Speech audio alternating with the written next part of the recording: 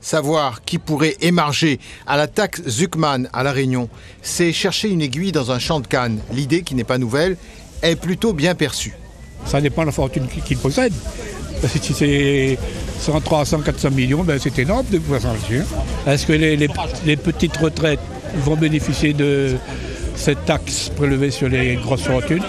Je ne sais pas. Tout le temps, il dit il faut prendre sur les riches, mais jamais il prend.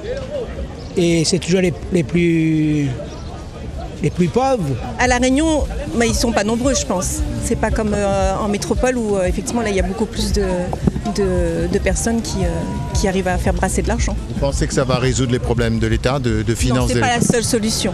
En quête de solutions pour renflouer les caisses de l'État, le gouvernement pourrait être tenté d'appliquer 2% sur ceux qui possèdent un patrimoine de plus de 100 millions d'euros. On voit bien que certains revenus n'ont pas forcément cru énormément, le revenu du travail par exemple, en moyenne, tandis que certains revenus issus du